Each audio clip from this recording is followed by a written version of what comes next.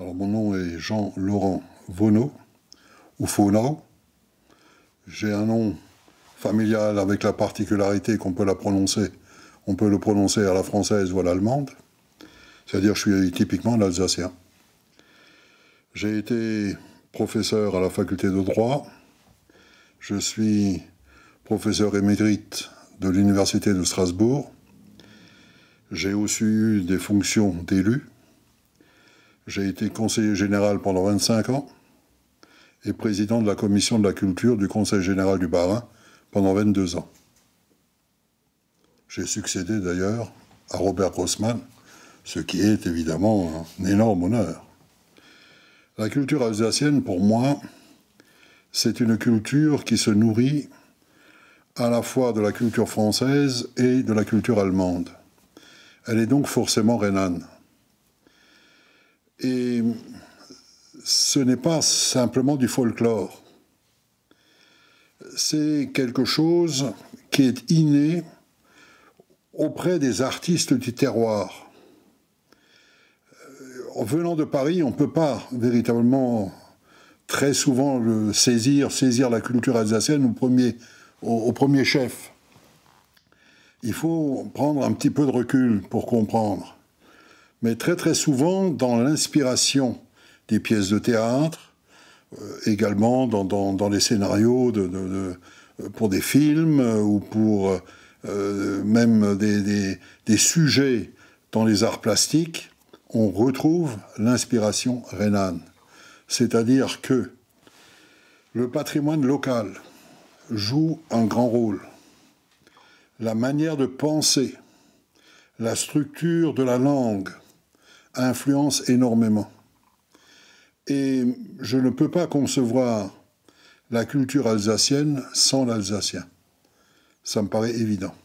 C'est la langue régionale par excellence qui correspond d'ailleurs à un allemand primitif, mais qui est parlé du nord au sud de la province, même s'il y a des intonations un peu différentes selon les terroirs, selon les régions, on se comprend. Et on a surtout, je dirais, le même état d'esprit. C'est ça qui caractérise la culture alsacienne. C'est d'abord un attachement à la terre. C'est un attachement à la terre, à la région, entre les Vosges et le Rhin. C'est une homogénéité au point de vue architecture. Vous avez la maison à Colombage du nord jusqu'au Sungo, de l'Outre-Forêt donc au Sungo. Vous avez également une manière d'être à la campagne, notamment dans le milieu rural, qui est une manière de vivre que l'on retrouve partout. Et ça vous donne un état d'esprit que l'on applique partout. Nous avons un certain nombre de valeurs qui sont les nôtres. La valeur travail, par exemple. La valeur de la propreté. L'amour de l'ordre. Tout ceci fait partie, pour ma part, pas seulement de l'identité alsacienne, mais également de la culture alsacienne. C'est inconcevable que l'on puisse construire une œuvre artistique en Alsace qui soit dépourvue d'ordre. Il y a forcément un ordre dans les choses. Et c'est cet ordre-là que l'on fait ressortir. Il ne faut pas oublier une chose. L'Alsace est quand même un carrefour. Il y a l'axe principal qui est un axe nord-sud, mais il y a aussi des axes est-ouest. Mais l'axe nord-sud, c'est la liaison entre les pays germaniques et l'Italie. Et la Renaissance italienne est venue influencer les penseurs en Alsace. Il est évident que la Renaissance alsacienne a d'abord puisé dans la Renaissance italienne, son inspiration. Donc, renouveau du latin, renouveau du grec, Et par-delà, si vous voulez, les écoles latines qui se sont multipliées, et vous avez créé une élite locale, intellectuelle, qui, elle, non seulement a su apprécier les belles choses venant d'ailleurs, mais a su également créer de belles choses directement. Et c'est là aussi où vous trouvez les fondateurs de la réforme en Alsace. La réforme ne peut pas s'expliquer sans faire appel à la période précédente, enfin très courte mais précédente, concernant la Renaissance. Cela va de soi. On a formé des prédicateurs, on a formé des théologiens qui ont pu se référer aux textes d'origine. Et c'est à cause de cela que ces gens-là ont apporté énormément de développement culturel en Alsace. Donc c'est bien le siècle d'or, comme on l'a appelé, de l'Alsace. Il y a eu une population qui a été complètement déboussolée après 1870. Il faut dire que 70 est un drame énorme pour l'Alsace. L'abandon de la France, malgré les protestations des élus alsaciens et certains élus parisiens, comme Gambetta, qui a été élu en Alsace, mais qui est quand même considéré plutôt comme un élu de l'intérieur, eh bien, n'a rien fait, n'a eu aucune influence. Malgré toutes les voix qui se sont élevées à Bordeaux, eh bien, on a néanmoins ratifié ce traité et on a cédé l'Alsace et la Moselle à l'Empire. Finalement, ce qui a manqué, c'était peut-être aussi un De Gaulle. En 1940, le rapport de force n'était pas très favorable non plus. Et pourtant, on n'a rien cédé. Ils l'ont annexé de fait, mais on ne leur a pas cédé officiellement. Ça, c'est quand même quelque chose qui marque l'opinion publique. Contre la volonté de la population, on a cédé ces 3 départements à l'Allemagne. Je crois que là, il y a eu une rupture, et à partir de ce moment-là, on a cherché des causes. Et puis surtout, on a cherché à savoir qui sommes-nous. Nous ne sommes pas des Allemands. Nous ne sommes plus des Français. Donc, qu'est-ce que nous pouvons être? Et ça, c'est le point de départ de l'école de Saint-Léonard. Recherchons, essayons de trouver nos racines et cultivons-les. Mettons-les en exergue. Et ceci dans tous les domaines artistiques, la musique, les arts plastiques évidemment, les arts dramatiques, etc., la littérature, tout y est passé. Mais c'était pour fonder quelque chose de solide qu'on ne pouvait pas nous prendre ni à droite ni à gauche du Rhin. Jusqu'à l'arrivée du groupe de Saint-Léonard, il y a eu très très peu de recherches qui ont été faites en matière de folklore, en matière de connaissances ethnographiques des Alsaciens. Là, on a commencé à s'intéresser aux maisons à colombage. On a commencé à s'intéresser aux costumes, aux règles immuables du costume et à la signification d'un certain nombre de symboles que préalablement, cela n'intéressait personne. Et c'est là qu'on s'est rendu compte qu'il y a véritablement une Sinnung, c'est-à-dire qu'il y a un sens aux choses, que les ancêtres n'ont pas fait des constructions ou n'ont pas porté des vêtements simplement pour les porter, que c'était un message qu'ils transmettaient. Et c'est ce message-là qu'on a voulu redécouvrir et qu'on a remis en avant et que les Alsaciens ont redécouvert grâce à l'école de Saint-Léonard. Là aussi, c'est une longue période, il ne faut pas l'oublier, entre 70 et 18. Et il s'en est fallu de très peu pour que les Alsaciens oublient complètement la France. Si la guerre de 14 était intervenue quelques années plus tard, peut-être 5 ans, peut-être 6 ans plus tard, on n'aurait plus parlé d'un esprit français en Alsace. Ceux qui ont gardé un esprit français, c'est une certaine bourgeoisie, une certaine élite, mais ce n'est pas le monde rural. Et ce n'est pas non plus le monde ouvrier. N'oublions pas qu'entre-temps, il y a eu une révolution industrielle et que le monde ouvrier s'est développé, que la ruralité dans les campagnes également s'est modifiée et que partant de là, ces gens-là étaient beaucoup plus influencés par la situation en Allemagne et se rapprochaient des syndicats allemands, se rapprochaient des modes de production mis en place en Allemagne que de la France. Il y avait énormément de choses qui étaient plus avancées et qu'on n'ose pas dire, parce que ça donne l'impression de faire l'apologie, si vous voulez, du Deuxième Reich. Mais en réalité, il y a quand même une vérité historique.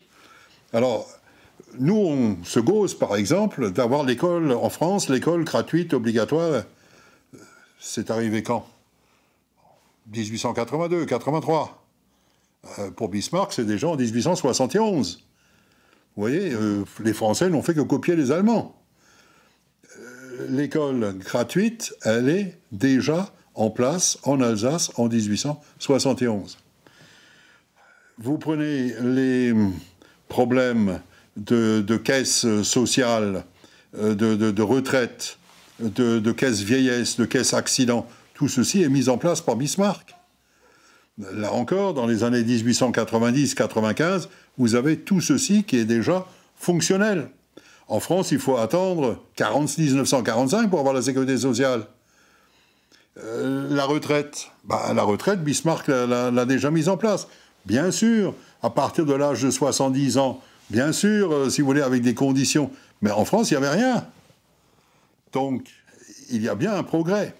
Puis il y a une chose que l'on ne cite jamais et qui est extrêmement important, c'est qu'au moment de la Révolution allemande de 1918, on a décrété que les femmes allemandes auront le droit de vote. Donc, les Alsaciennes, en 18, lorsque les troupes françaises sont rentrées dans Strasbourg, elles avaient le droit de vote. Elles ne l'avaient pas encore exercé, elles devaient l'exercer pour la législature de 1919. Mais elles avaient le droit de vote. Et avec l'arrivée des Français, elles ont perdu le droit de vote. Mais ça, il ne faut surtout pas le dire. Ah oui, contrairement à ce qu'on pense, parce qu'on présente très très souvent le pouvoir impérial allemand comme un pouvoir autoritaire, dictatorial, enfin bref, rétrograde. Il y avait quand même des avancées dans cette manière de diriger le pays. Je ne dis pas que tout était évidemment parfait, loin de là. Mais il y avait quand même des choses qui étaient marquantes. Et puis les Alsaciens ont bénéficié également, en 1911, d'une constitution avec un parlement propre qu'ils vont perdre en 18 à cause de la centralisation française. Et vous vous étonnez, après qu'en 24, il y a un malaise alsacien, ça va. Le problème de l'annexion de fait. C'est un problème qui est encore, je dirais, à peine cicatrisé en Alsace, notamment en raison des conséquences. Donc c'est un sujet qui est très très sérieux. Et cette annexion s'est faite, là encore, contre la volonté des Alsaciens. Les Alsaciens n'ont jamais adhéré au Troisième Reich. On leur a imposé. Et comme les autorités françaises ont quitté leur poste en 1939, mais surtout en 1940, au moment de la débâcle, et que très peu d'administrations françaises sont restées en place, notamment l'administration préfectorale, notamment la gendarmerie. La gendarmerie est partie le 15 juin 1940. Ils sont tous sauvés derrière les Vosges. L'annexion a été facilitée. Et dans l'esprit de la population, c'est un second abandon de l'Alsace. C'est l'abandon par les autorités en place. Évidemment, Hitler est surpris de la rapidité de la victoire envers la France. Il pensait avoir affaire à un conflit qui va durer comme en 14, qui serait long, etc., difficile. Mais là, c'était très rapide. Donc, il considère l'Alsace, Bas-Rhin, Haut-Rhin et la Moselle comme étant des butins de guerre.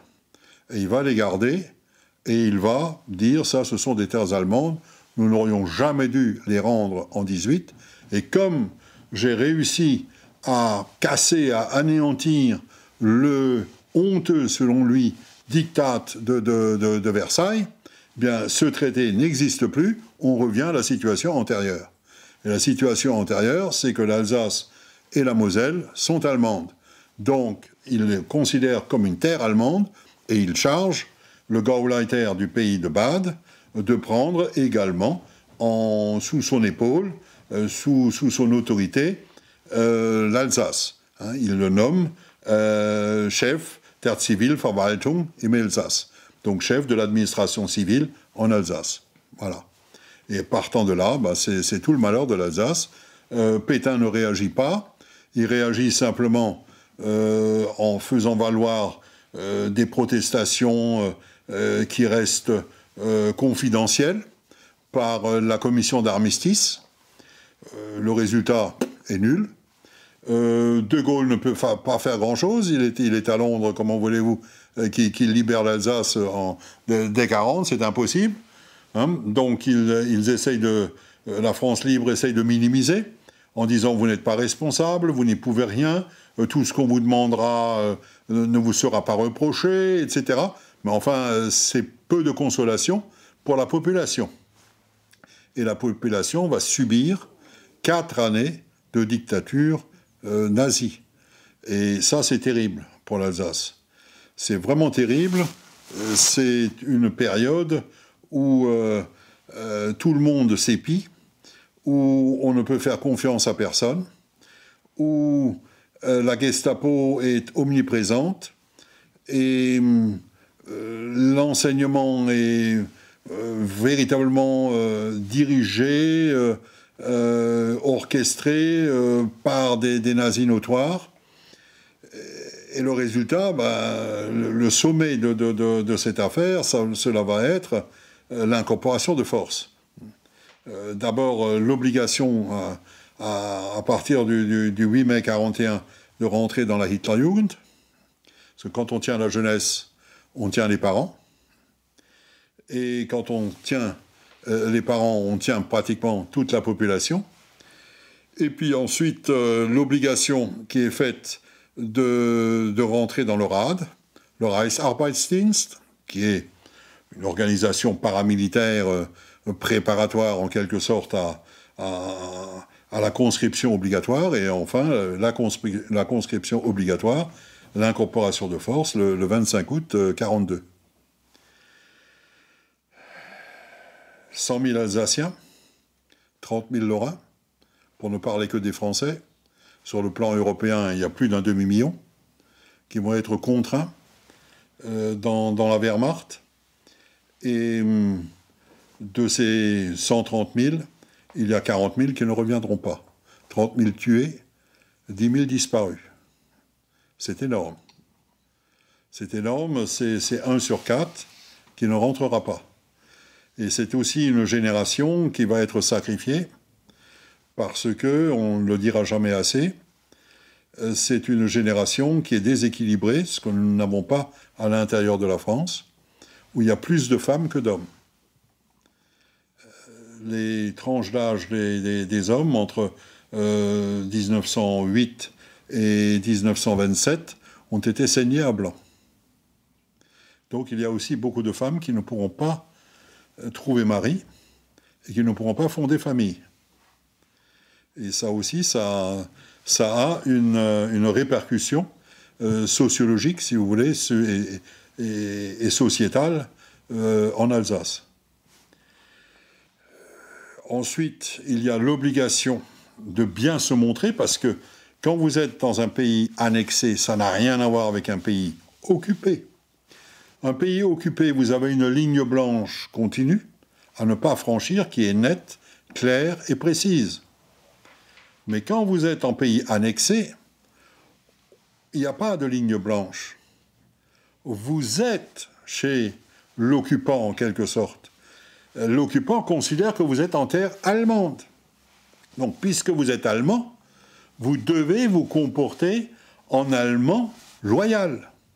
Et on exige de vous, non pas une attitude neutre, mais une attitude positive en faveur de l'Allemagne. C'est complètement différent. Donc, il y a des organismes autour du parti. Vous avez l'obligation d'être au moins membre de l'une d'entre elles. Le parti est introduit. L'ASA est introduit, la SS est introduite, etc., etc. Et ça va poser un énorme problème au moment de la libération. Comment faire le tri? Comment organiser l'épuration dans ces conditions? On a décidé que ce serait exactement les mêmes lois qui s'appliqueront aux 3 départements que celles qu'on applique à l'intérieur de la France, en France occupée. Oui, mais le fondement n'est pas le même. Le terreau n'est pas le même. Et donc, on a bien été obligé de tenir compte d'un certain nombre de circonstances pour éviter un dérapage extrême dans l'épuration. Et c'est ça que très souvent, nos compatriotes de l'intérieur ne comprennent pas.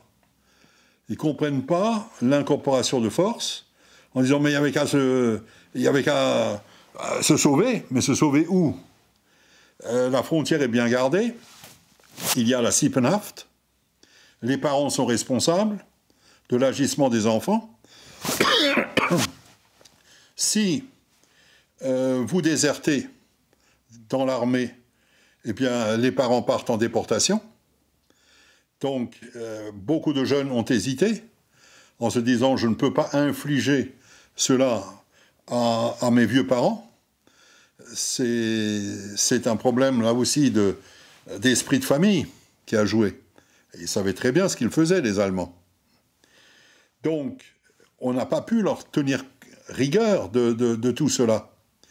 Et ceux qui se sont débinés pour éviter le pire, pour éviter de rentrer dans tel ou tel organisme, eh ben, on ne peut pas non plus leur en tenir véritablement rigueur. Ils ont essayé de sauver leur peau de la meilleure manière possible. Alors, ceci étant dit, je ne veux pas dire qu'il n'y a pas eu de véritables collaborateurs. Il y a eu à peu près 3%, c'est-à-dire à peu près le même pourcentage que ce que vous trouvez à l'intérieur de la France, 3% de la population qui a effectivement collaboré. Ces collaborateurs ont essentiellement été des opportunistes. Ils ont cru que leur heure était arrivée. Et que maintenant, finalement, ben, c'est eux qui allaient gouverner, qui allaient obtenir le pouvoir, qui allaient être sur le devant de la scène. 9 fois sur 10, il n'y a pas une ombre d'idéologie dans leur engagement. Il y a simplement des avantages matériels qui sont recherchés. Et ce sont ces avantages matériels, souvent, il faut quand même le dire, je ne suis pas misogyne, mais il faut quand même le dire, souvent aussi poussés par madame, parce que madame a des ambitions pour son mari, parce que le mari de sa copine a eu une promotion, etc., etc. Donc, on voudrait aussi faire partie de ce beau monde.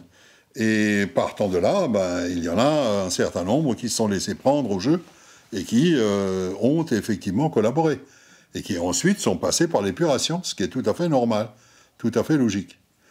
Mais on ne peut pas dire que l'Alsace n'a pas été épurée. Parce que il y a eu plus de 8000 condamnations.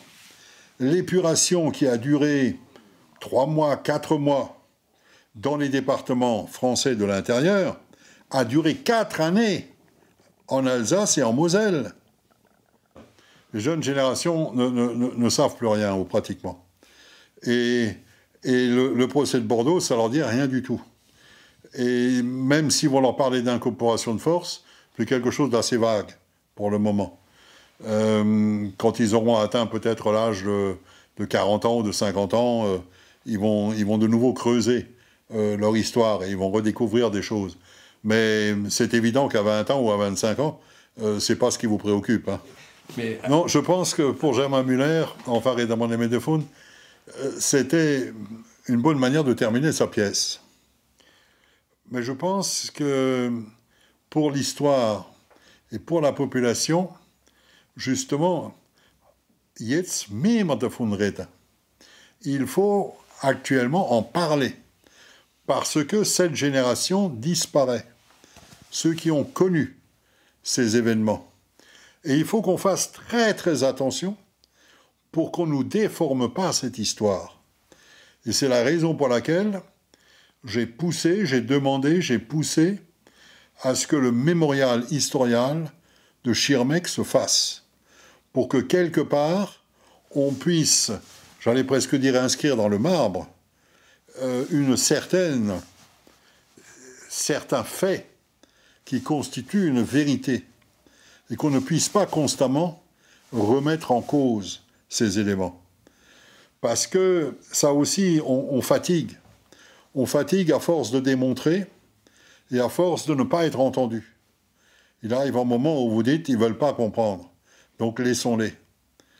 Mais il ne faut pas non plus baisser complètement pavillon et les laisser faire.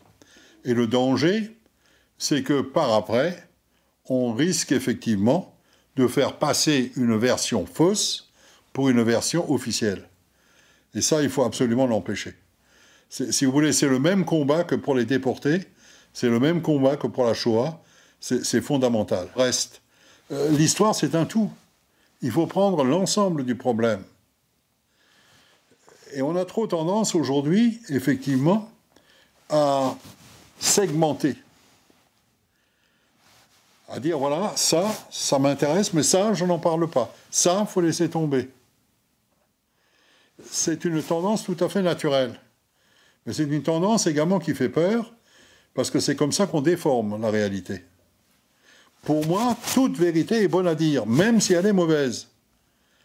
Mais il faut dire la vérité.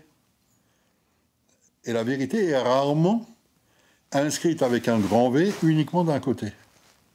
C'est ça aussi qu'il faut avoir à l'esprit.